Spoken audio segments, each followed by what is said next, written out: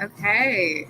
Hey, everybody. Let us know in the chat if you can hear us. I see we've got some folks coming in. Yeah.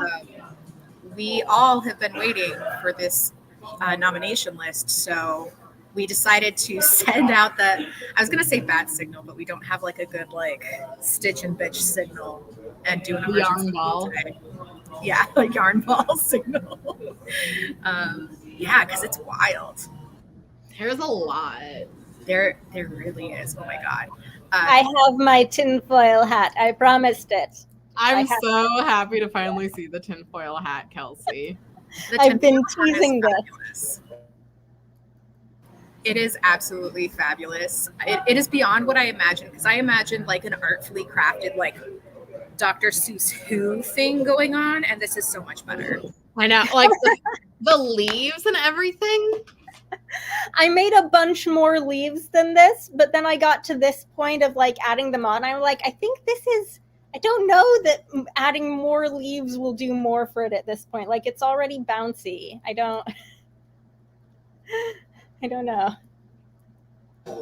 Should we introduce, well, you guys introduce yourselves. I'm Bree. This is my channel, Bree Reads Books. I am a very occasional member of Stitch and Bitch. Everybody else here is way cooler than I am on the internet right now. I'm Kelsey. My channel is The Fancy Hat Lady Reads. I am on BookTube and very occasionally on TikTok at The Fancy Hat Lady Reads, talking about mostly sci-fi and fantasy. And my name's Anna. I'm at Bookish Die on YouTube, and I also talk about science fiction and fantasy, but also the occasional romance and nonfiction. Awesome. So if you are here, you probably have been on the Twitter or on the Discords and everywhere, because the Hugo nomination lists are out, and they are not, well, I was going to say they're not what I expected, but they're not what I expected. I wonder for anyone who like comes to the recording of this stream later, because I feel like everyone who's watching live right now is probably up to date. I wonder how much backstory we should summarize of how Let's give some bare bones. Kelsey, did you want to maybe like quickly walk through like what happened, like Worldcon and like the difficulties around voting, and then the long list and stuff? Right. This year, the Worldcon, the World Science Fiction Convention, which awards the Hugo Awards, was in Chengdu, China. And the Worldcon committee every year is in charge of running the convention and the Hugo Awards, and it's a different committee every year because each city that bids to host has their own like team of people, right? And so this year there was just a lot of delays, a lot of incompetence in first the convention itself was delayed. They moved the venue. The venue was like under construction. Then the nomination process was very difficult for a lot of people, myself included. I ended up needing to use a VPN in order to nominate. There were other problems with the nomination site. I remember was it the nomination or the voting process where it went, the whole site went down for like a week in the middle of it? It was both. Oh. Again, similar problems with voting when that came around. Usually what is par for the course with the Hugo Awards is that the voting and nomination stats are released all in one document at the night after the Hugo ceremony, like sometime later that night or the next morning, like sometime 12 hours.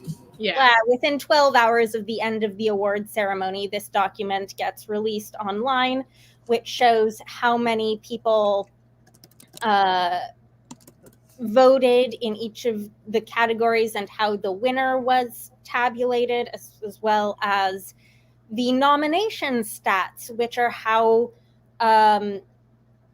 the long list is basically revealed and how many people nominated, and the top. I should know, I've been staring at this for how long. The top how many in each category are part of the long list. It's the top 6. It's the top 6. Well, the top 6 are the short list, and then the top 15 are the long list.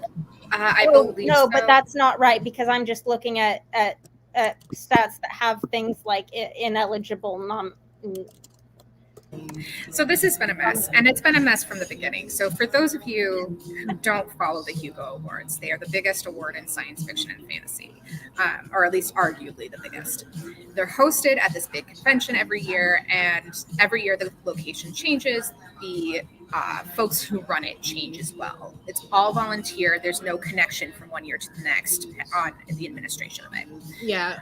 Volunteers might carry over, but a common complaint for the Hugos, I would for a while, has been there's just a real lack of institutional memory in terms of how each convention is run.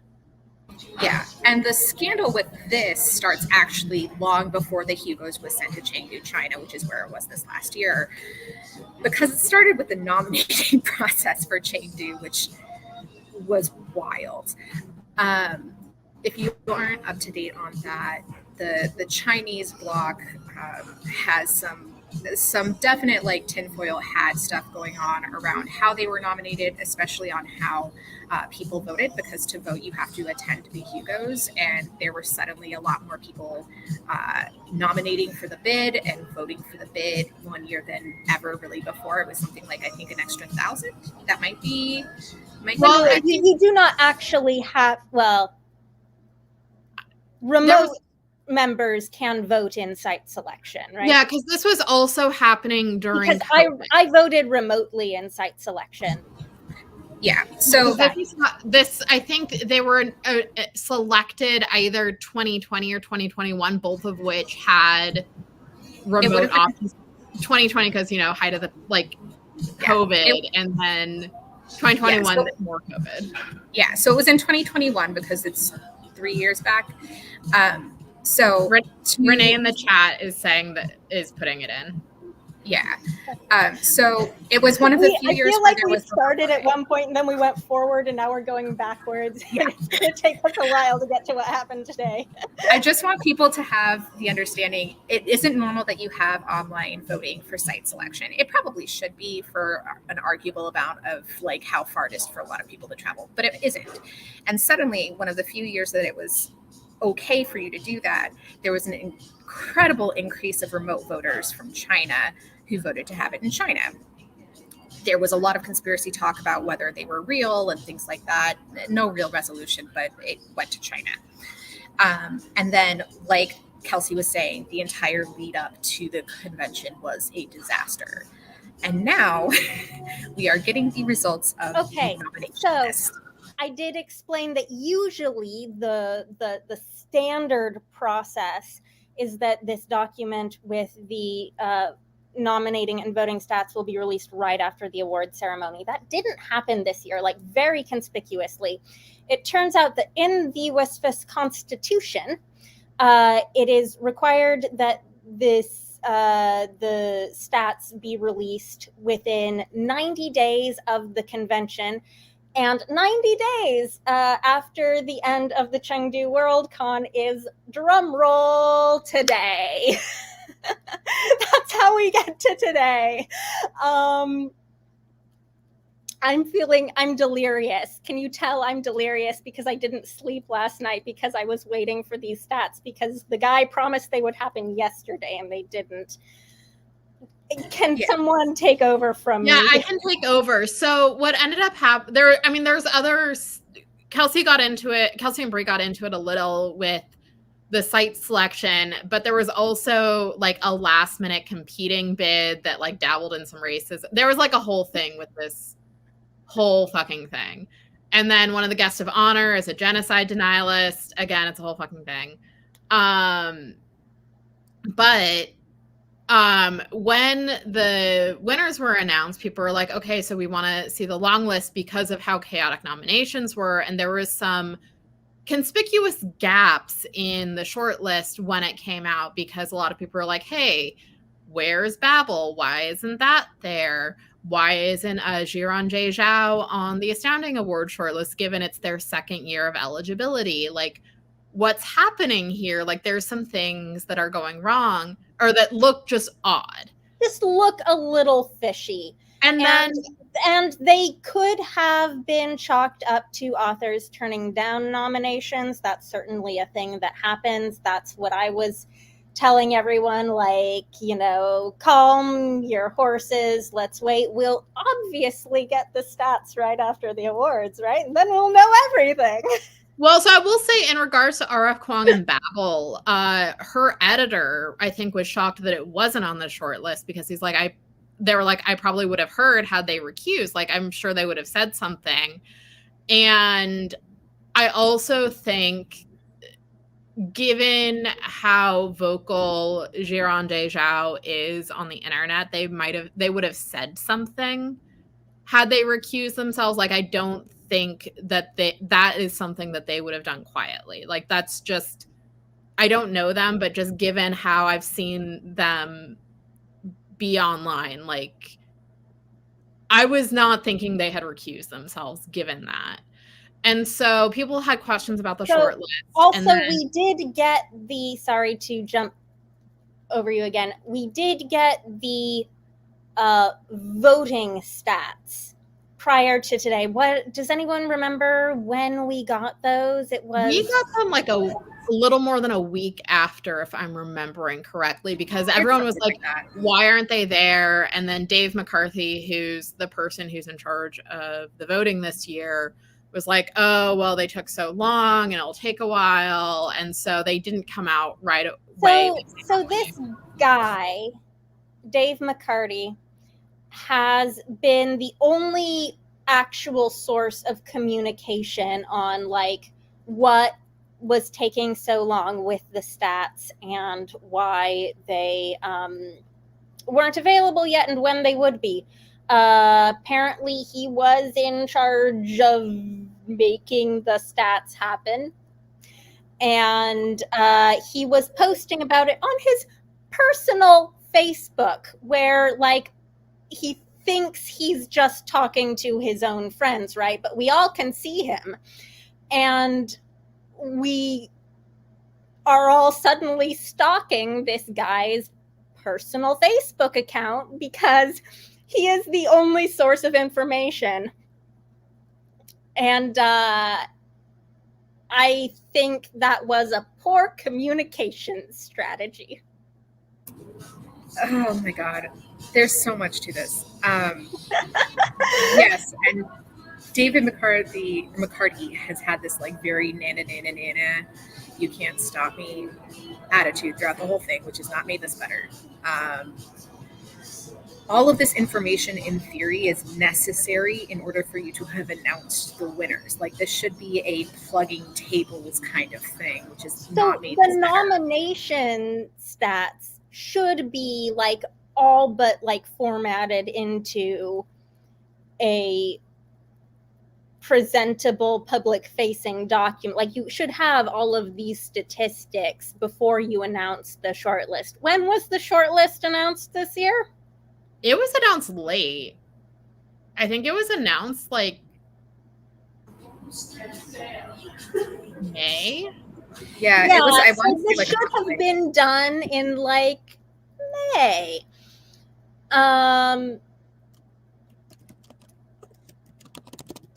So it was immediately fishy that something like the nomination stats for how we generated past tense the short list.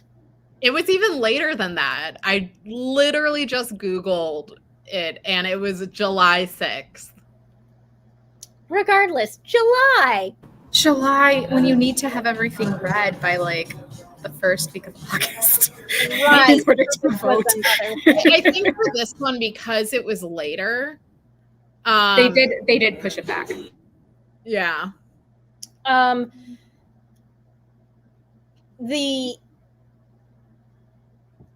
Wow, what was I jumping in to say there? I have no idea. There's so much with this particular Hugo's that even without seeing the without seeing the long list, there were enough things that a lot of people had their own tinfoil hats. Right. There was no real good explanation for why the nominating stats in particular would be taking this long, except that there was something wrong with the nominating stats, whether it was intentional or otherwise. Yeah, the TLDR of this is like the choice for having it in China was sketchy.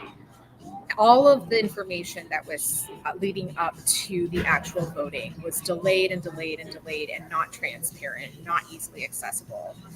Nobody got to see the behind the scenes on the award administration. And now that we have the underlying award data, none of it really checks out in the way you would normally expect it to be. Yeah. So I am posting, I'm in another tab entering this document into the chat. Let me make sure I got the right one. This is the document that dropped today. I'm putting it in the chat. Oh, did that not hyperlink? Can you copy paste that and make that work? I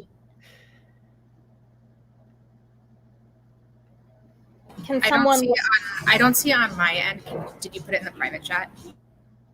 No, I put it in the YouTube chat in my tab where I have YouTube open because I can't make it work on StreamYard. Oh, I'm not seeing it in the thread here yet, but maybe somebody else can see it. So let's see if that shows up or if I'm somehow like shadow banned from commenting on the live stream. And for what it's worth, any links that we talk about, I'll be making a compiled list that's going to go in the description of this for later so that you can go back through and look at them. Oh, Brock's got us covered. Yay. Yeah, in my other tab, I'm seeing Brock's post show up after mine, so mine just never posted to YouTube. So I'm going to send the other one into the private chat so one of you can post it because I can't post from StreamYard for some reason. The other one that I have up just as a point of reference is the one from 2022, the prior years, so that if you want to do a side-by-side comparison to see what this one of these documents normally looks like. I feel like that's valuable in this context.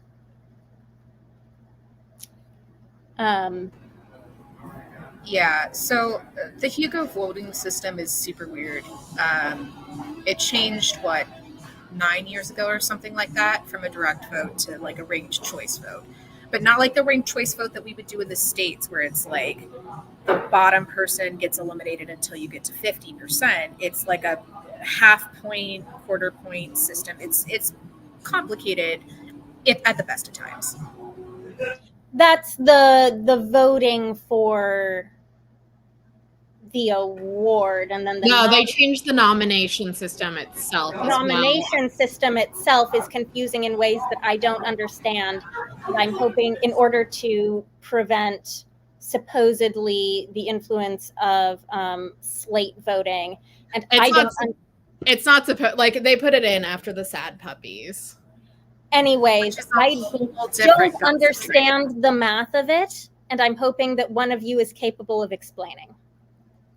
I cannot explain the math. I know Renee is in the chat, and like Renee is my Hugo's person, so I'm hoping that she can explain it in the chat. No pressure, but basically done in a way where, like, to prevent slates, like nominating ballots, if like 5 nominating, I think this is what it is. If like 5 nominating ballots have like the same thing or almost the same thing, they're like given less weight somehow than a nominating ballot that, like, if I was nominating, like if all of us nominated this, like one of the same novels this year, but we had like our other nominations were all completely different, then the weight would be different. Yeah, okay. So there's a couple of different things going on. There is a point system where you get like a weighting point system, right? So the first thing on your ballot gets the most points out of your ballot. Everything afterwards gets a proportional lesser vote. And those all combine to give us like the general ranking. Then we do a ranked choice system where you like take out the bottom until we get to like 6, depending on how those votes like weigh out.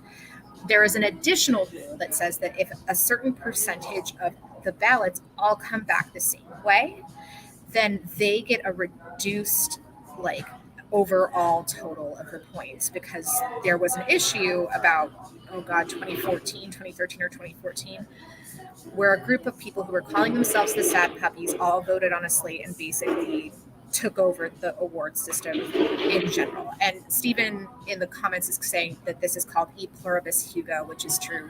If you look it up, there's going to be dozens and dozens of blog posts talking about that. Sorry, Bree, I hope that's helpful. I just want to mention that as the host of this stream, you should be able to pin comments from the chat to put them on the screen if you want to reference someone's. Yes, right. There we go. Sorry. Forgive me, I haven't hosted a chat in quite a while, guys, so I'm a little rusty. Yeah. But anyway, like, that's just kind of the background, like very lengthy. So there are some things that are very hard to understand about the math of these documents, even when they're normal. And so when the math is, as is in this case, maybe suspect, it is confusing, and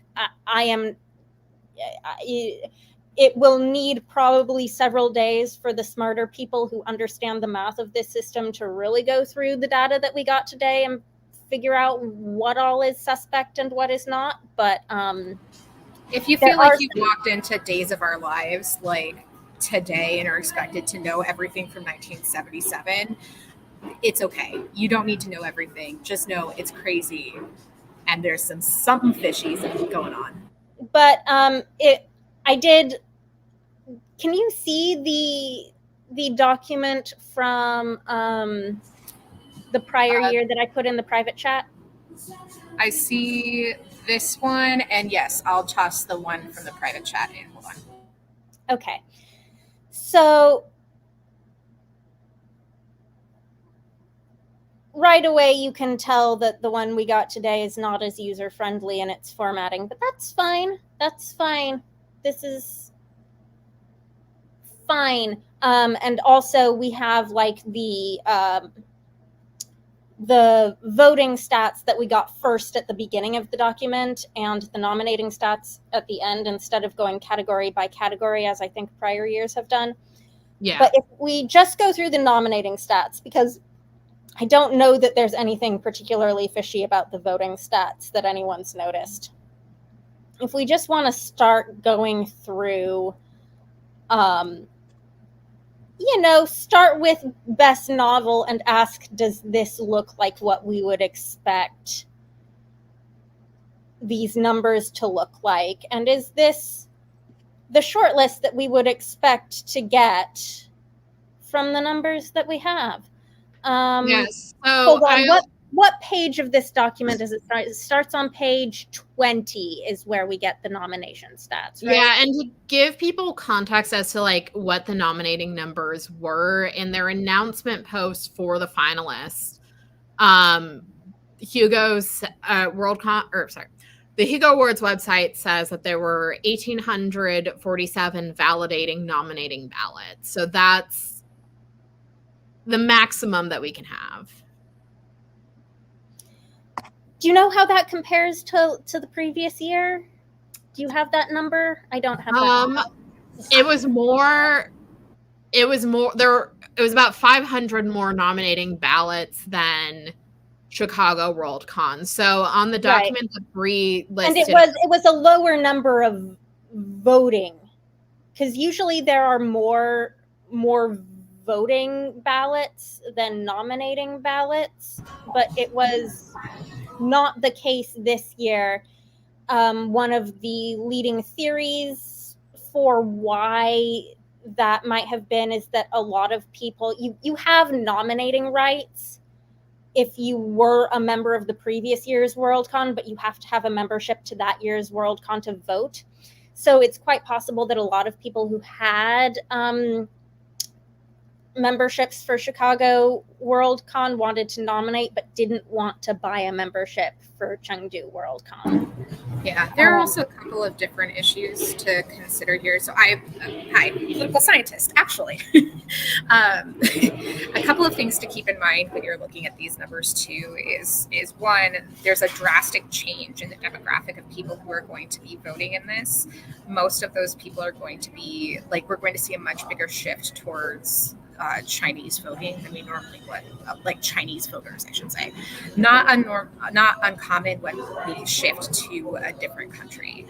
Additionally, there were just a lot of difficulties accessing the nominating and voting site from outside China. Yeah, a lot of issues. Like Kelsey said earlier, she had to get into a VPN, and I can basically promise you that, like, half of our over 60 population did not get that done, right? And then on top of that, I think there was, if you were looking behind the scenes at the way the fandom was talking about it, there was a lot of disenchantment with the process, which wouldn't surprise me if we saw lower voting overall as a part of that as well. So 3 kind of different things interacting there that give us weird numbers. And Ron has said in the comments that there might have been Chinese nominators who dropped out when there weren't many Chinese nominees on the ballot, which is right, totally or not very many things that had even been translated into Chinese that they could read in Chinese in the voter packet. Right. Absolutely. So and again, all sorts of reasons to expect the numbers to be a little weird as overall numbers, not necessarily the proportion within those.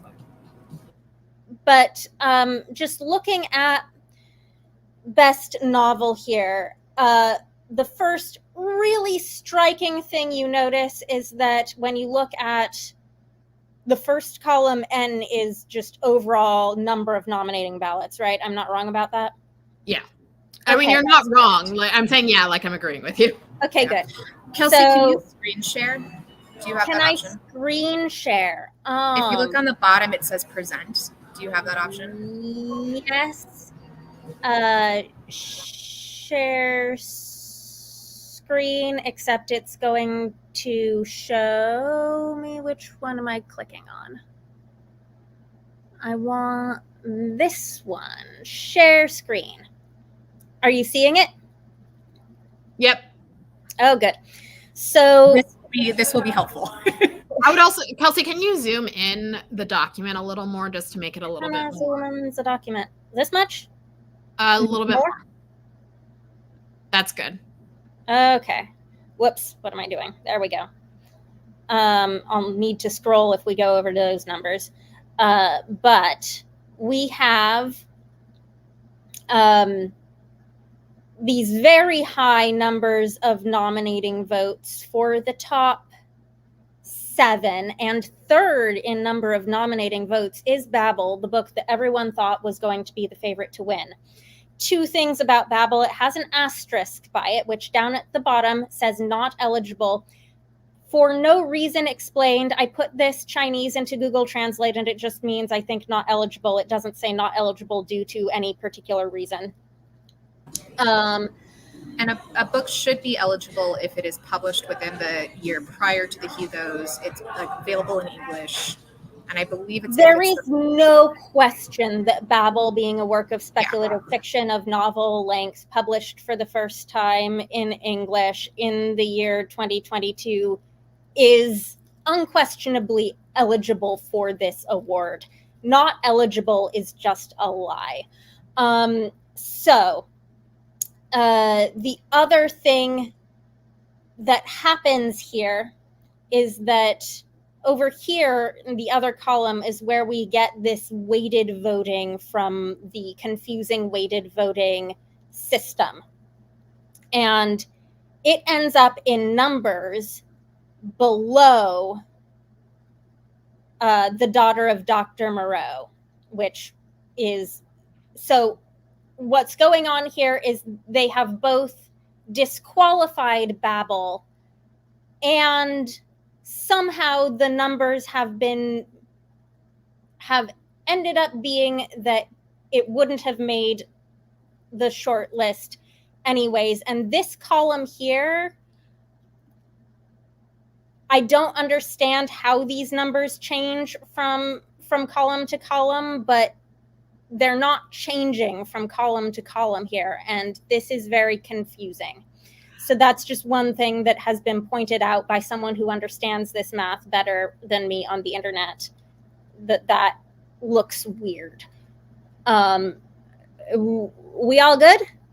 Yeah, I will also say that the other thing that really stood out to me looking at this was how high the nominating was, especially the number of nominating ballots was. So we will see this even more in other categories down the ballot, notably best series. Whoops. Where am I? Where did my tab go? Here's my tab.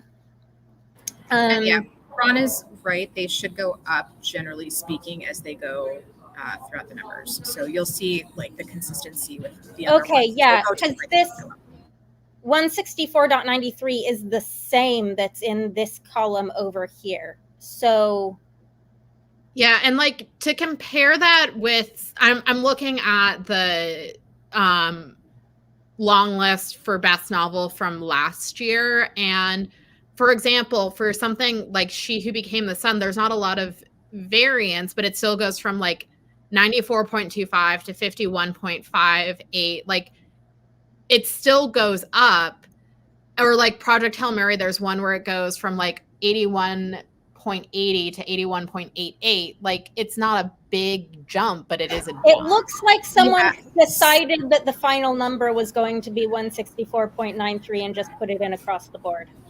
And so that might be that what we're seeing is them taking the number from that first round and then DQing them immediately and just filling in the number. I don't know that that's the case because this is incredibly sketchy. And I'm not as familiar with this voting system as I am with others. Right. I don't. This is where we need people who understand the math to spend the next few days pulling this apart and tell us what's going on here. Because I feel like we're not equipped to do that today. But it looks weird on its face. Weird. And the other thing that looks weird, dramatically weird on its face, is that we have numbers 831, 815, 810, 795, 778, 800, 700s, and then between 7, which was the last book that made it on the ballot, and 8, which is a Chinese book that I hadn't heard of, but that doesn't mean it's not good. I hadn't heard of any of the Chinese works on the ballot, and some of them clearly had a good deal of merit. But there is this dramatic drop, as if either, a whole bunch of votes were somehow given to these 7 books specifically and none other. For the record, I went back and looked at my nominations. I nominated 5 books in Best Novel. 2 of them were on this short list and 3 of them were not. Nothing that I nominated that wasn't on the short list ended up on the long list. And to confirm what Kelsey is saying, that this is super weird, if you look at the 2022 numbers for Best Novel, they go from 242, 178 at the top. The last cutoff is 117, and then the number underneath is 93. So it's not normally that drastic. So you get something like last year, A Desolation Called Peace was like the clear leader in nominating votes. And then there was, you know, a normal decline down the ballot until Light from Uncommon Stars was the last one to make the cut, and it had 117 nominating votes. Interestingly, She Who Became the Sun was 2 above that only had 111 nominating votes, but ended up having more weighted. But that's still like less than 10 nominating votes different there. But then the first book that didn't make the list was perhaps The Stars with 93. Like, this is a very normal sort of progression down that list from the short list to the long list. Yeah. I also think it's worth pointing out, like, right away, R.F. Kuang is a Chinese American who grew up in Hong Kong. Or I believe that's correct. Is that incorrect? I think I'd been looking it up earlier. She's fun. I don't know if she grew up in Hong Kong, but she's someone who has been critical of like what's going, I believe, like what's going on with the Uyghurs in the past. She grew up in Canton. I'm sorry, which is northwest of Hong Kong by about 145 miles, and she has been, yes, as Kelsey, or excuse me, as Di says, pretty openly critical of China. And she knows what she's talking about because academically, this is her field of study, right? Yeah. Yes. I just want to point that out because it's a recurring theme that I think we see a couple times on this ballot. We're going to see it again.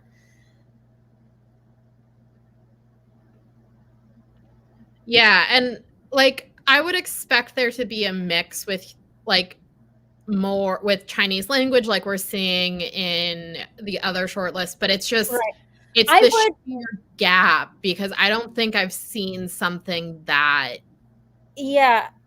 like that before. And of the I will say I was mildly disappointed that we didn't get any Chinese language nominees in a category like Best Novel. But it is striking that like this long list, we have, I think 1, 2, 3, 4, 5, 6 books that I don't recognize. Therefore, I think they must be Chinese language books. And then The Mountain in the Sea and A Half-Built Garden are the 2 other English language books on the long list, for a long list in a category where the short list was 100% English language books. And so 2 things to point out. It wouldn't be like unusual or objectionable for them to have pulled and highlighted Chinese works in the long list. Not for the numbers, but if they were like, these are the top 10 Chinese works that made the long list or something, right? And put them in a side like appendix. That would have been a phenomenal idea. It would have been a great resource for people looking to see what, and then nominations. Yeah, Apracity Life was asking what the purpose of being shady with the noms would be. They're running tinfoil hat theories. One of them is, as you suggest, like just laziness. We'll get to the many reasons that people have been speculating about in a little bit here. I want to point out some of the things that like aren't on this long list. There was an N.K. Jemisin book that was eligible, and it wasn't like everyone's favorite N.K. Jemisin book, but there was an N.K. Jemisin book. It was the sequel to the series. It was The World We Make. Yeah, like I would expect that if something like The Daughter of Dr. Moreau was getting 767 nominating votes, then the World We Make could get, more than 59, which is the bottom end of this long list, right? Yeah, and then like Nevo had a novel come out that in 2022 Siren Queen, which again, I'm very shocked that wasn't on the short list, because like I haven't read it, but Nevo is at this point what I would term a Hugo darling. Right, because the Singing Hills Cycle really popular. Really popular. Do we know? I'm now looking. Was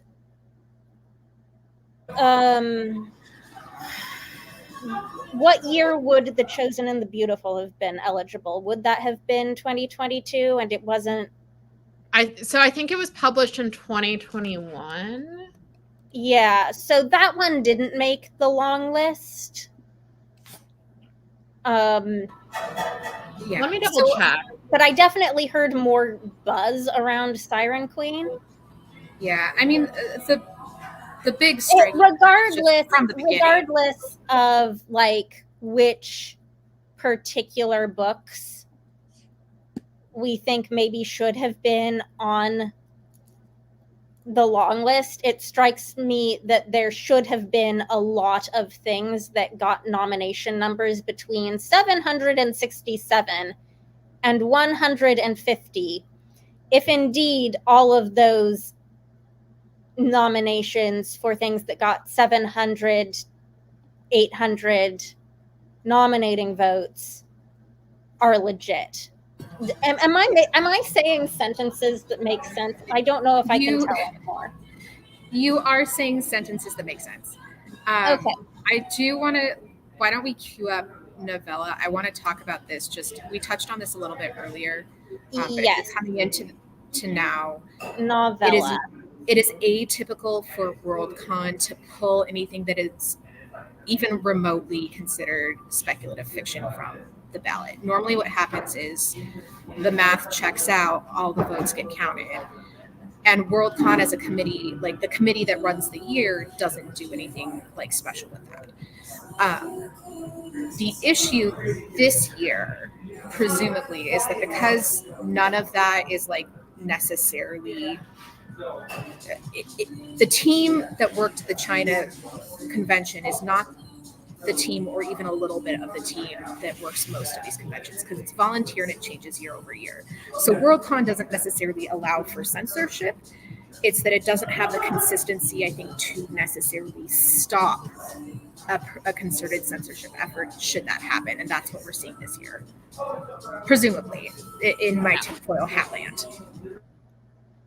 Yeah, and then I will say in the novella category, this is why I'm so side-eyeing Babel not being on the short list, as well as someone we'll get to, is for Prayer for a Crown Shy. You'll see underneath where it says Becky Chambers declined the nomination. Yes. So that's something that I thought we would be seeing a good deal of. Is declined nomination. We see some of that every year. People in various categories declining nominations for whatever reason. In this case, Becky Chambers won this category last year, so I think it's safe to assume that she felt she had already won for this series and it was someone else's turn. I don't know if she's actually made any statement to that effect or not. No, but that's an increasingly popular house rule, so to speak. It's not a formal rule, but it is very common for people who win one year to ballot the next. Yeah, well, and I also, and I think too, it could have just been it could have been for political reasons. It could have been health in the category to make sure the person who it's not just the same people. There's a lot of reasons. Yeah, there's very much a culture within Worldcon, or an increasingly large percentage of people are part of a culture within Worldcon that is looking out for those kind of things. Sorry, we've got a noise, yeah. I will say novella is actually a category that I don't have a lot in particular to point out. This looks more normal to me in terms of the distribution of the votes, but if the other two co-hosts have things specifically to say about the distribution of these votes, I will want to hear them. I am surprised at some things that aren't on the short list because, again, we have all English works on the short list. I mean, pardon, I'm surprised at things that aren't on the long list. We have all English works on the short list, and then like mostly Chinese works on the long list. The numbers still look off to me. Like the one that's the top 5 are too high. Like especially if you look at the last few years, like in 2022, Fugitive Telemetry, which Martha Wells recused herself, the number of nominations for that was 244, and that was so it's 244, and then in 2021, so for that it was 219 for Ring Shout for the most nominations. Yes, that we would be getting numbers in the 700s and 600s for novella, for English language works, where, you know, I wouldn't think that the nominating demographic would be so much different than a normal Worldcon. Sure. I think the thing that strikes me as super weird about this, and it's just that Where the Drowned Girls Go only got 117 compared to the things that are higher on the list, which is not to say that I think it was necessarily a particularly good book. I haven't read it, but it is Seanan McGuire, who has a huge and rabid fan base. And that there would only be 117 people voting for her work for best novella is a little shocking. Well, it's not beyond what would happen. Looking at last year, or like for Chicago Worldcon, for Across the Green Grass Fields, it was 146 nominations. So I would say like the 7th book in a series. Yeah, so I would say for me, What Moves the Dead and Where the Drowned Girls Go are the two that look the most like what I would expect in a normal Hugo year. I will just say, I know we're talking about what's suspicious here and what's like not suspicious, and not just like having. The thing that's frustrating about, the thing that makes me mad about this is that we are robbed of having a normal reaction to a long list, of being like, ooh, fill in the blank is on the long list. Cool. Congratulations, everybody. Instead, we're pulling it apart with our tinfoil hats on, thinking, why is this weird? And that's sad to me that we're not having the normal conversation, which would be me being sad that Uncommon Charm isn't on the long list. Whatever.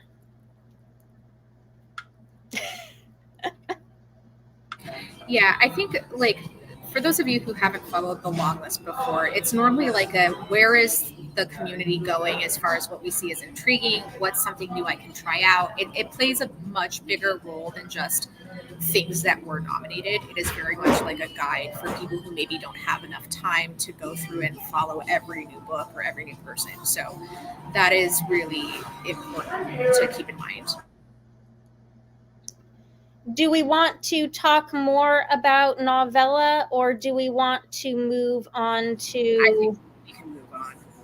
Novelette. Is Novelette where we have... Yes, Novelette is where we have the first instance of a particularly odd situation in the long list, where we have this story called Turning Food Court, which must be Chinese, which is listed both 10th and 12th in the long list. And unless this is two different stories by different authors with the exact same title, then these numbers should have been combined, in which case it might have had enough nominations to be on the short list.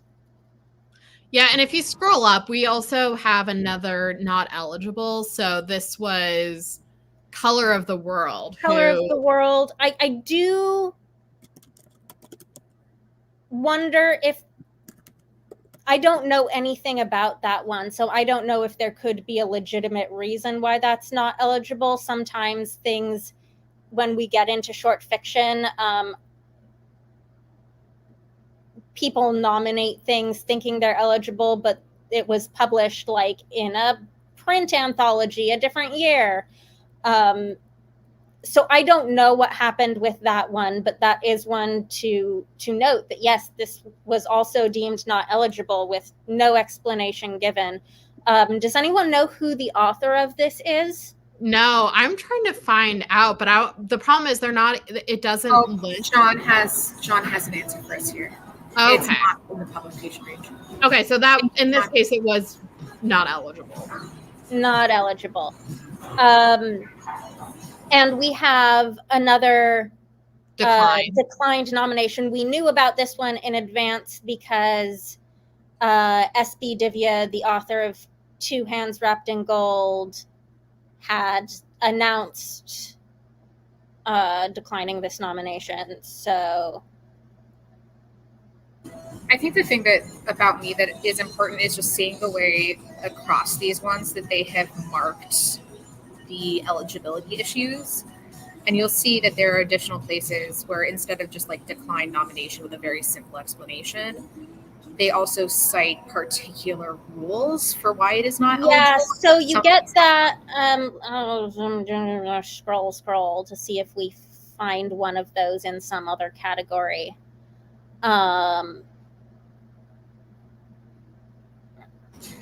Yeah, so this, where is this? This is in best related work. Not eligible. One of the authors was on a Hugo subcommittee and also previously published in English as reasons for. This could be chalked up to laziness and not really paying attention when they put this together, but it is not. Some of this, I think there is some amount of just like inconsistency in how the document is formatted and typos there is. But let me find the category. Best series. There are all sorts of things that are wrong with best series, but notice how 1 through 6 are all listed as number 1. Like that's obviously just a typo in the document. If this is a shoddily constructed document that they took 3 months, they being Dave and ? Anyone else, took 3 months after the end of the convention.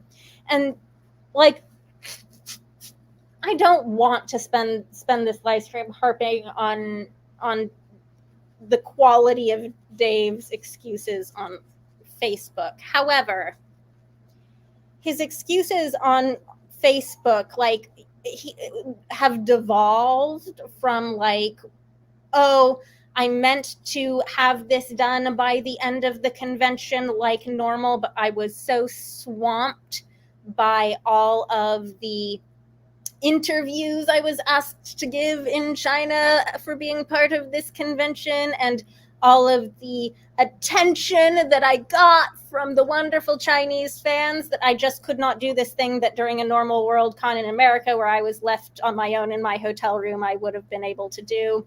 And then, and I got back home and I was swamped by work and jet lagged, all of this. Like if those were explanations, then this document should have still been like close to done. Whereas something that we are seeing here is just like, you took 3 months after you said you thought you were going to be able to get this done. And this document still has blatant typos in it. So I feel like that's the least of the problems here, and I don't want to harp on it too much. Again, here we want to harp on it a little. Yeah. And again, here we can see that big. We will get to series when we get to series, because series is very weird. I just do want to go back up to where we were at Novelette and get there the normal way by scrolling downwards. Sorry.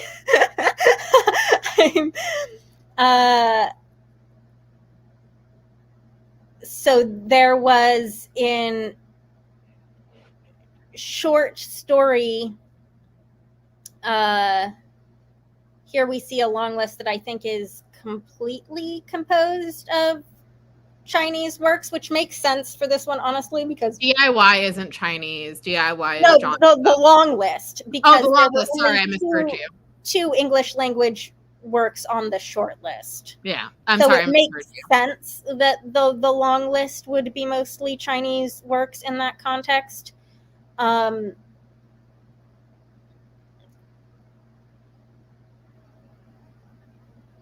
I don't know if anything. I'm not good at numbers, guys. I'm really not good at numbers, but something was not eligible. Fonggong Temple Pagoda was not eligible, and I don't know why. Yeah, I mean, that's one that I would suspect actually just wasn't eligible. Probably. If only because it seems like it happens with the short fiction normally sometimes. Gosh, I want to read a story called Song of Fungus. I might still read a story called Song of Fungus. If it's available in English, let me know. But yes, the series category is where suddenly, for some reason, we have higher nominating numbers than for these. Okay, how many total ballots? 1,395. I'm going to scroll back up. Sorry. Yeah. So fewer nominating ballots total by about like 300 than best novel, but the numbers for the things on the short list, my goodness. Hold on, I want to do a switch on my share screen to just do the share screen with what this has looked like in a previous. Oh, John has pointed something out, which is that John pointed out that Song of Fungus is both on novelette and short story. That okay. I have a question, because I don't actually know if the normal procedure, if there is a procedure where if there's some question of which 2 length categories a work is in and it has nominations of both, they're allowed to switch. Yeah, they're allowed to nominate the nominating votes from one category to another, so long as that person had, I think, an extra spot left in the quote unquote correct category on their ballot. Does that happen before we get to this yes stage, or would we still expect to see it in both? It's late, I'm tired. If we were to see it in both, it would normally be notated underneath that it was switched to one. As far as we know, for this, it was counted in both because there's no notation. Okay. And as far as Arturo is saying that maybe it would have qualified by category in English and in another by Chinese, but the category definitions are done exclusively in English, as far as I know. That might not actually be true this year, because a number of nominees were only available in Chinese, not in English translation. So there was like an alternately however many Chinese characters listed for length eligibility for nominations. Hold on, though, because I did want to switch my share screen to, oh God, it didn't let me just switch unless I did that wrong, to this one to show you what the series category nominations looked like previous year. Isn't this a beautifully formatted document, guys? It's so nice to look at. I didn't appreciate these things until I didn't have them. John is coming through clutch. He says that Son of Fungus was published in English, but not until after August 2022. Oh, interesting. Well, no, because it counts the whole calendar year. Like it's not like the Emmys where it's like a weird like September to May or whatever. That I was talking about the Emmys Emmy nominating period recently, which is why it's like in my head. Anyways, it is normal to see significantly fewer nominating votes for the finalists in the series category than in the novel category. You see that this we had prior year a range from 242 nominating votes for Wayward Children to 82 for World of the White Rat. And then a normal like 79, 45, 38 for the next few Encrypted, Dandelion Dynasty. I don't know what the Liaden universe is. It's like a long-running space opera, space romance, if I'm remembering correctly. Fun. This is why people like the long list. This is why it's fun. You learn that there are people nominating the Liaden universe, which you had never heard of. Okay, now I'm going to have to do a switch back, which means, I think I figured out how I can switch without stopping my screen share. No, I can't. I have to stop it and then start again. Maybe there is a way to do this, but if so, I'm not proficient enough with StreamYard. Yeah, we're normally like not sharing stuff to this degree. This is an abnormal moment. An abnormal amount of screen sharing. An abnormal amount of numbers. Here we are. Are you saying that we're science fiction and fantasy readers for a reason? No numbers. Numbers. Oh. Yeah. Here is a poorly formatted document. Where we're seeing 925 to 816 nominating votes for our chosen 6 nominees, because I can't imagine there's anything going on here except these are somehow the chosen 6 nominees and this is a slate or like a huge number of things between the 6th one and 7 have been eliminated. But honestly, like these numbers look mildly normal to me when you go down further.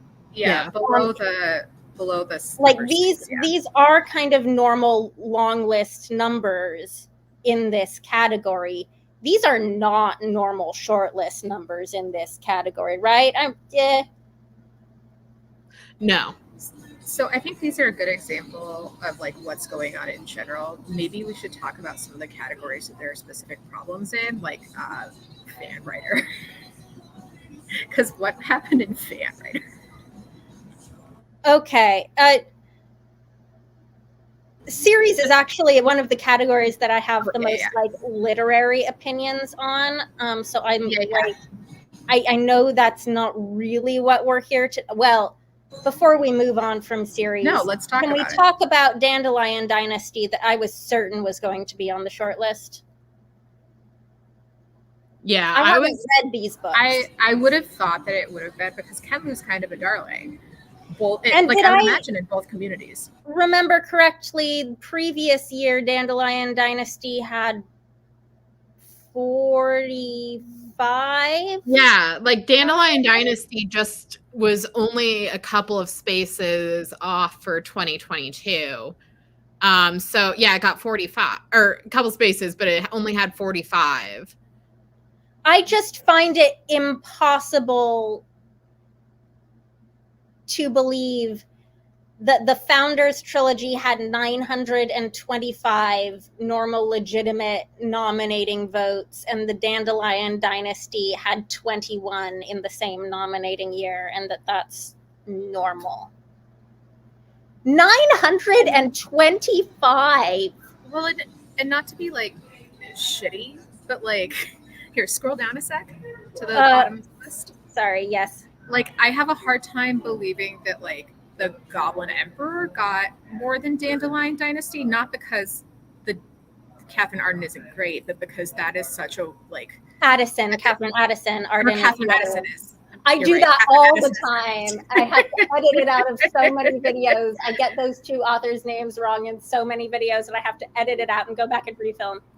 Yeah, but I just, like, I would imagine that Dandelion Dynasty is more popular than that because the Goblin Emperor kind of, as a series, focuses on, I don't know. It's a little odd, not necessarily outside of the realm of possibility, but a little odd. Yes, I find this drop-off situation bizarre beyond belief. And I don't see any reason for it. Like, I can't imagine what someone would have been trying to achieve by doing, like, a nominating slate in series for these 6 works. I really don't understand what the motivation could have been to...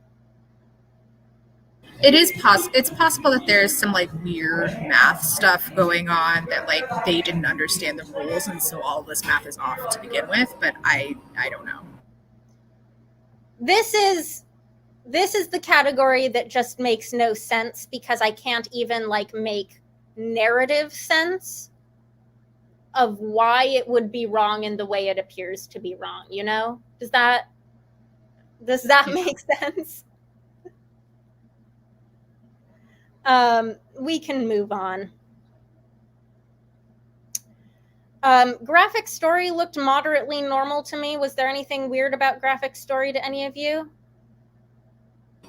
No. One thing that's weird here to me is Lore Olympus with... I mean, it could have been that people read Lore Olympus Volume 1 for it and were like, I mean, that was yeah, I did not like it, but given how many nominations Volume 1 had to get it onto the short list last year. It only had 28 last year.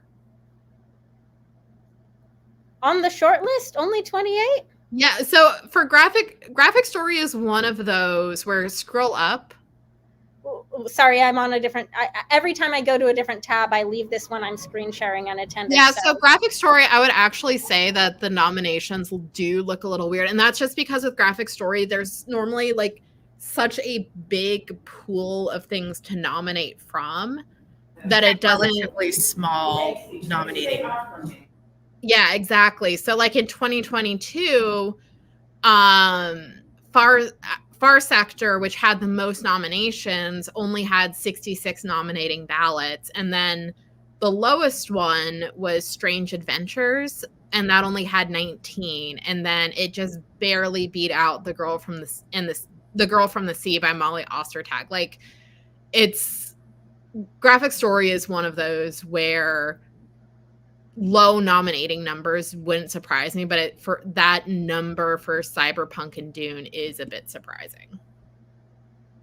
I do think when I was watching the Hugo Awards ceremony live on the stream, and there was a huge, like, cheer reception in that audience for Cyberpunk's win. I think it genuinely has a large Chinese fan base.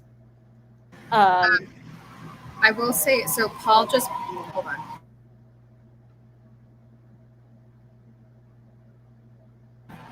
on. Paul just pointed out, like, it could very well be that the person who did these had no freaking clue what they were doing and basically, like, hand waved at the numbers, and none of these are right. In which case, like, that's a problem for a variety of different reasons, which is that also the award numbers will be wrong.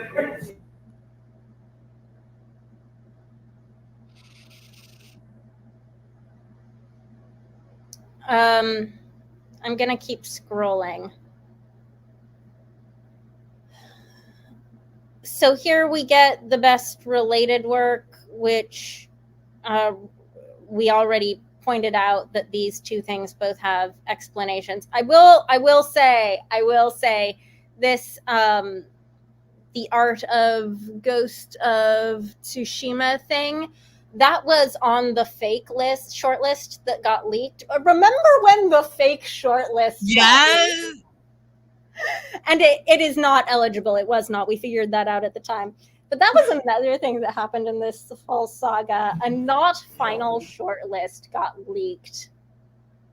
And everyone thought, this was the release of the shortlist. And then it was revoked. Because we were all waiting for the shortlist because it was late.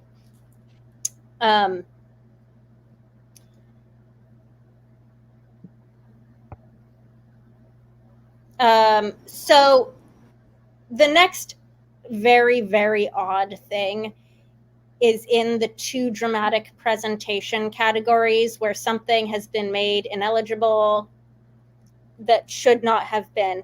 So Sandman season 1 would have been on the short list, except I will point out Prey declined nomination. That's unusual in this category. And Prey is so good. And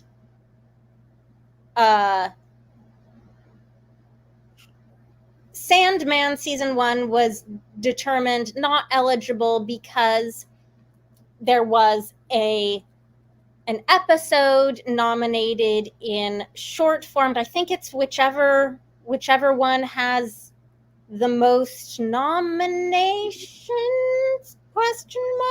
And it can't be in both. Someone explain this rule better than I can do it.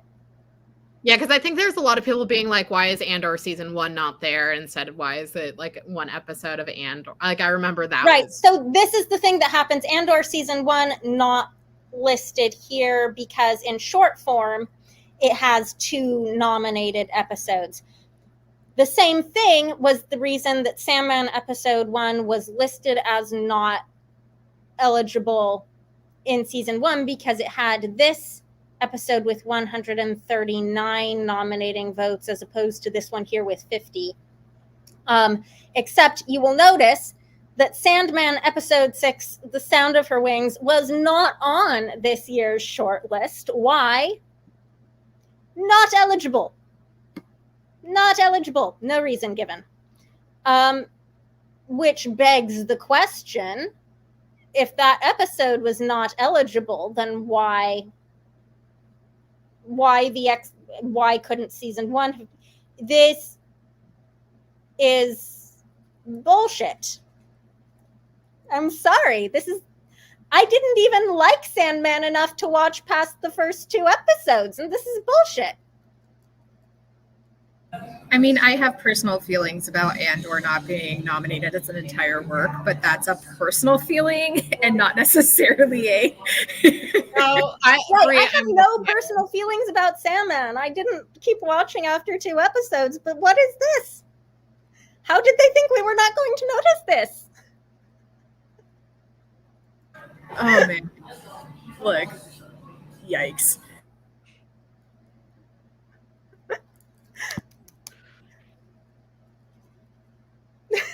Anyone care to comment? It doesn't make sense to me. They could have put a note that would have made it maybe make sense. I don't know. I feel like that's my feeling. And say that both are not eligible for no reason. I feel like that's my overwhelming feeling about this long list is make it make sense.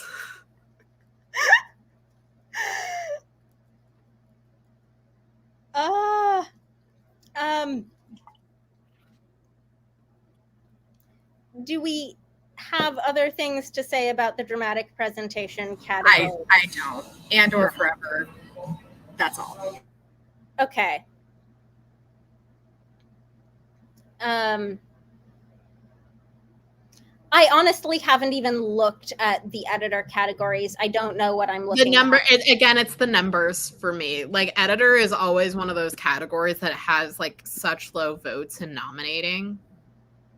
And I will say that the names that I normally see do seem to mostly be there, right? Yeah. Like Lee Harris is there, Carl Engellaird, like those are normal names. There's a lot more Chinese names that I'm presuming are Chinese editors, but that's not surprising because it's an easy category to get in if you can get enough people to vote for you. It's not a lot of people. Do we think this drop from 8 to 9 to 71 to 78 all of a sudden is odd? Yes.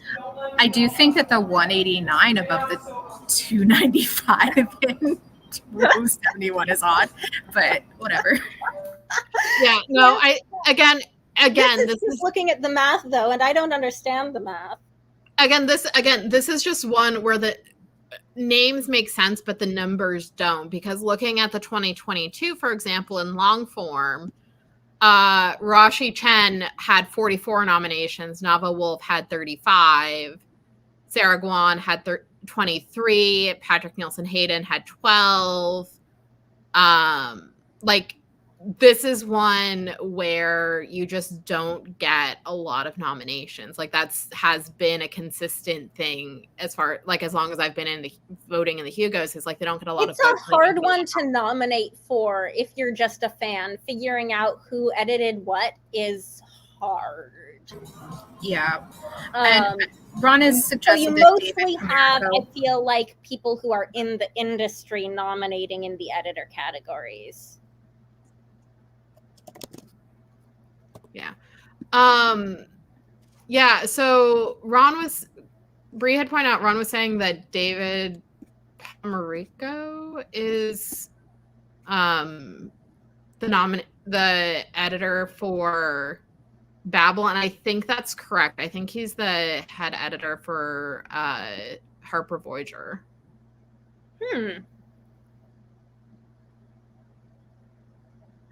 That's another good one. Well, no award would be the voters, not the nominations.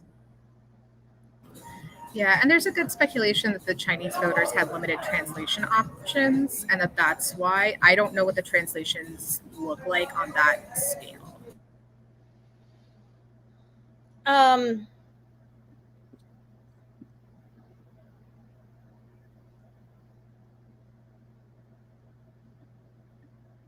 I haven't looked in detail at a number of these categories. Someone declined nomination in professional artist. Guo Jian. Is that the name of like a very famous artist, or is it a different Guo Jian? I don't know. Or am I just hallucinating that I've seen that name before? I have no idea. I'm sorry. You're a little bit more tuned into the art world than I am to be. I am hardly tuned into the art world. I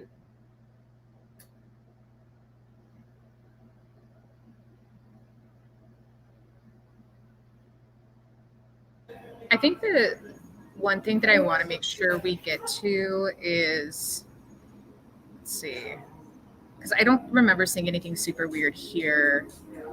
I didn't even look at these categories. I'm sorry. No, it's okay. The next thing I think that's weird is in fan writer. And shout out to Rachel at Colonnati, who was in the chat. She might not be anymore, but she was on the long list, or she was in the short list for FanCast because she's great. Woohoo! I always look to see if there are other booktubers in the long list, and there weren't this year. Sad. We were going to talk about fan writer. Yeah, because I have no clue why Paul Weimer was not eligible. Not eligible. He has no idea why he's not eligible either. He has said so on the internet. Yeah, it's so weird. So random. So weird. Paul has been on and off of the fan writer list for like 10 years now.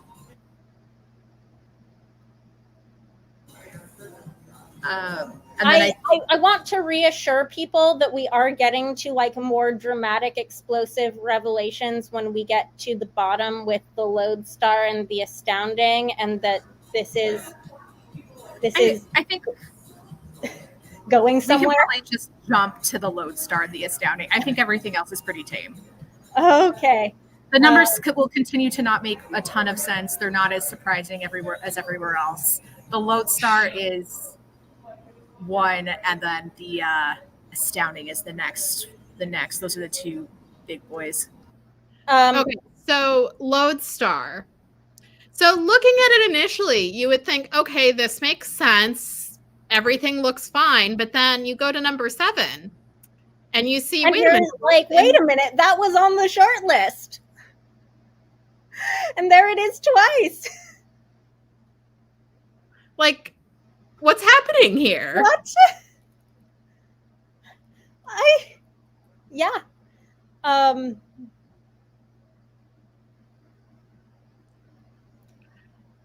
Like, nothing. I would like, that's really the only thing that is weird about the Lodestar long list. Yeah, like, I think it's. Yeah. But the Astounding Award is where we have another completely inexplicable, clearly incorrect disqualification in Shiran J. Zhao.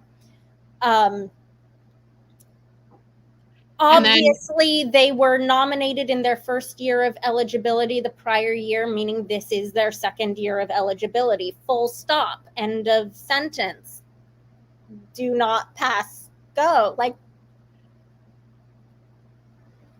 except for that Xian Jie Zhao is incredibly outspoken and has talked about their feelings about Hong Kong. They are also a person who was born in China and is now Chinese. And that is 2 of 3 people who fit that profile who were like made ineligible for no real reason. Yeah. And then the other weird thing is Sun Yidin's. So Sun Yidin here was not deemed ineligible, but the numbers do not seem to back up the fact that she didn't make the shortlist over Xin Wei-mu and Liu Maijia. And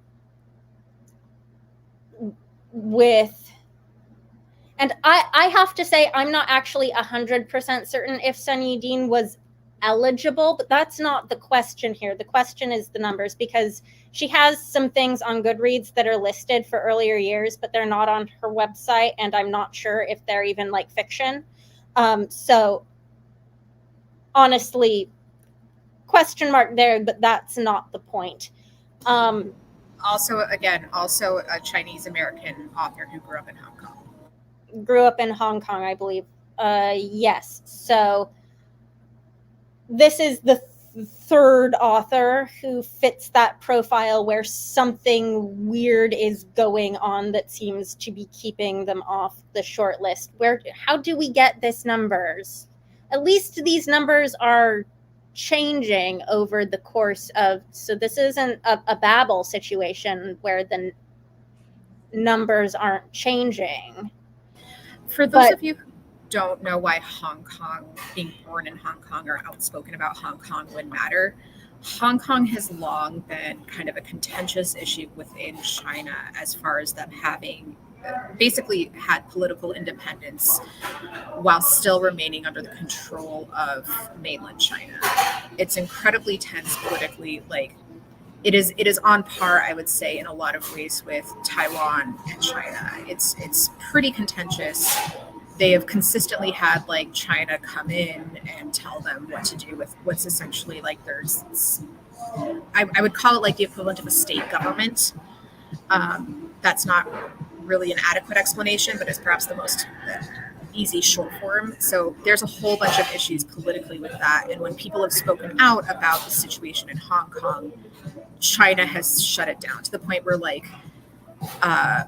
John Cena had to like issue a public apology because he said some stuff about Hong Kong and like basically acknowledged its existence. Like that, those are problems. Can we pin Rachel's second comment here about feeling bad for winners who are now Yeah, and Ursula Vernon has already like commented on file 77. Because this is just what's so sad. And like, I've been laughing through this whole stream because I'm sleep deprived and I'm enjoying talking to my friends and having my confusion validated. But this is not like a funny ha-ha situation. This is, you know, a serious a serious award for the people who get nominated and win. It matters a lot to their careers. And, you know, the undermining of the legitimacy of the Hugo Award hurts authors in a way that is sad. Yeah. And it's, oh, go ahead, Di. Well, I was just agreeing with Kelsey. Oh, and I was going to say, like, part of the additional problem is that there's one, I can practically guarantee that the records of the ballots are gone. There's no way for us to force them to hand over the records of the ballots. And as far as I know, and I looked at the WSFS Constitution today and talked to some people, as far as I know, the only way for us to get an audit or recount would be for the Chengdu team to okay that and decide that we're going to undertake it. And I do not believe that would happen. So there's no way for us to go in post fact and rectify this situation, which is a really big deal. Yeah. The other thing I'll say in relation to that is Cheryl Morgan put out a blog post, and I'll drop it in the chat, kind of talking about why this might have happened. Okay, I didn't post, so I'm going to put it in our private chat so Bree can post it. Yeah, it also, I wasn't able to post in the chat either. I don't know why. Yeah. But basically, Cheryl was saying, like, why, basically, like, if they wanted to fix the nominations, they would either just, like, completely put in false nominations, but, like, done in a way where it would be difficult to tell from, like, from a normal ballot, versus, or they would just, like, not do statistics at all, even though you're technically supposed to, because, like, what's the consequence? You're not allowed to be in the counting room anymore. Like, that's basically it. But why would they release something that has so many errors that people can automatically point to? If I can be tinfoil hat for a moment, my theory personally is that they thought everyone would forget that it hadn't been released yet by January. They didn't think any of us were actually waiting for it. And that they could get away with just not releasing it. And absolutely. I think it became clear with how many people started, you know, asking Dave McCarty on Facebook. So this week, you know, as you were saying, this is when we were getting these nominating stats, and like, it became clear that people were actually expecting it. Because this looks like a rush job that was put together in the last 2 days. Like, sorry. So that's my tinfoil hat moment. I don't know if that's right or not. I wouldn't be surprised. I have a hard time believing this is the document that they thought all along they were going to release to the public.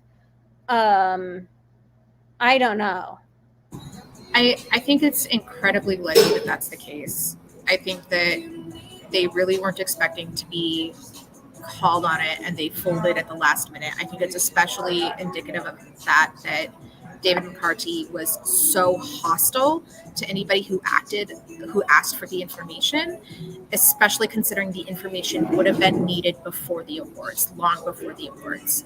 And I think a Prasty Life in the chat has a really good comment, which is that this is a shame because there are a lot of non-Anglo-speaking countries that deserve to have a say in Worldcon. We are not a Worldcon if we are not accounting for the fandom as a world thing. And all of these things, given the assumption that like this was to promote more Chinese, writers or whatever it is. Like, there are ways that they could have done that wouldn't have undermined the legitimacy of the award while still highlighting those authors. Yeah. And I think it was Kelsey who was like, one of you was like having a list of these were the top 10 most nominated Chinese language. Like, that would have been such a great way to highlight things that even if they didn't get on the short list, like, were still worthy of note. But that would have been more work. But I feel like Dave didn't want to do work. Paul brought up that he wonders if the Hugo Convention Board had to choose between kind of government pressure and accurate stats, and they chose just not to have a negative consequence. And there's probably some legitimacy to that. To thinking that, not to necessarily the action, but to thinking that.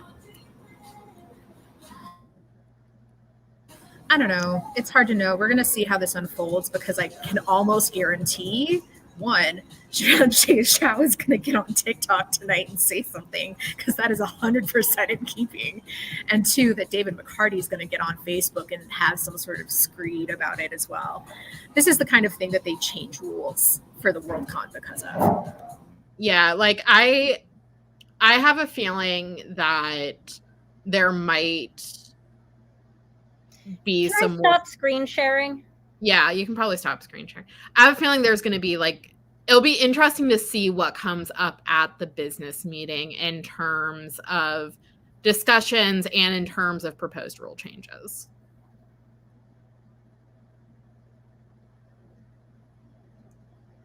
Yeah, I'm really interested. I've talked to some folks, and I think the general consensus among like returning con runners, so the people who normally run the cons in Europe and in the UK, is like, this was not our circus, right? Like, very much like, don't look at me, I didn't do this. Yeah, Amy just put in the chat. Definitely surprised that Giron hasn't tweeted about it yet. I am 100% ready for when they do. Go off. Yeah. I like this point for Ron. Maybe the same thing would be to separate the Hugo administration from the con. Yeah, like, honestly, they should, and there should be kind of like a core group running it. Again, some continuity from year to year. Continuity, making sure there's institutional memory, making sure that there's ways to pass it on so that you're not relying on like one person to do it. And if it's like someone who has never done it before, like, it's not a shit show. Yeah, and that's been a critique for a really long time. I don't know how much of that is just like also held up in one culture of it, but also in like weird privacy law things, because I know that sometimes gets caught up with even just transferring people's membership information, gets caught up in like EU, US, other country privacy law data exchange stuff. So yeah, and Renee is saying the same thing. Keep it on the same domain, keep it on, on the same tool. But I don't know. Yeah. So that's the rundown of what happened today. Yeah, and like looking at Twitter and like mostly Blue Sky, because a lot of SFF has moved over to Blue Sky, like people are talking about it, and it's just kind of a bit of a mess. Yeah, Naomi Campbell responded to me on Twitter with just a list of blog posts about this that I'll go ahead and make sure is in the description when this gets archived. But like, I didn't have a Blue Sky until today because I was like, oh man, it's not on Twitter. I need to know what's up. Yeah, this has been the first day I have moderately considered that I might eventually need Blue Sky. I'm on Mastodon and I'm happy with it, except for the fact that there aren't enough people there. Mastodon just seems like too much work, to be honest. Do you want a wandering shop invite? No, I'm already, I'm like, I'm going down. Like, I'm Unfortunately, Woso Twitter has not migrated to anywhere, so I'm going to be on Twitter until Woso Twitter moves, and I'm hoping that's not Threads, because I refuse to get Threads because I can't delete my thread. I can't delete a Threads account without also nuking my Instagram. Oh yeah, I also absolutely refuse Threads, but mostly because I don't like Instagram to begin with, and I don't want more of it. I opened it up and made an account. I'm happy to let it just sit and languish and die on its own. My main problem is if I go on Instagram, they'll show me Threads previews, and I keep getting Piper CJ, and I'm like, if I had a Threads account, she'd be one of the first people I block, because I do not need that in my life. So stepping back, point today is keep an eye on Jiren's Twitter and TikTok, and just wait, because I'm sure there's going to be a lot being said in the next couple of days. Holy moly! Yeah, it'll be interesting to see what they say. I would love to be in some con running threads right now. I'm sure that all of them are losing their minds. This has been I don't want to call it an entirely predictable fuck around and find out, but it's pretty. Yeah, I'm not as surprised as I wish I were. Yeah. This is probably the absolutely wrong context in which to point out that if you want to nominate in this year's Hugos, your deadline to buy a membership for Glasgow is the end of this month.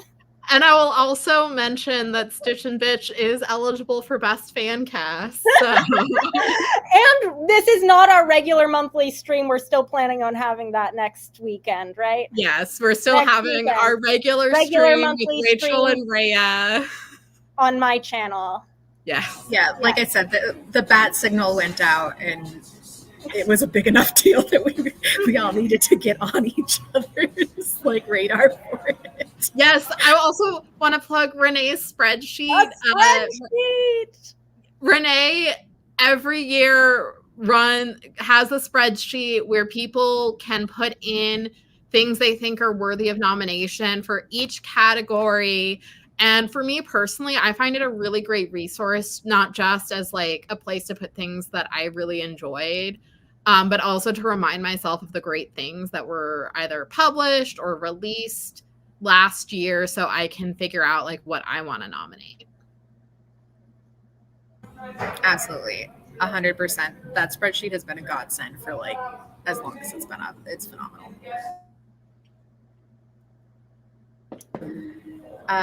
But yeah, I think that's what we have to say now. But I guess you can go and hang out on Blue Sky with us now, and we'll figure it out. Because I'm going to be there, if only for the drama of this. Yeah, Cheryl Morgan has been dealing with some things in her replies about this. So, but I think are we okay to let folks go for the night? And I think we've put them through enough. Your hat is getting itchy. Yeah. Okay, take your hat off. Not until we end the stream. Okay. We are all going to say bye. Remember, all the information you need is going to be in the description below. Give me about 30 minutes from the 6:45 at night that this ends to have that information up, and we'll see you guys around. All right. Bye, everyone. Bye.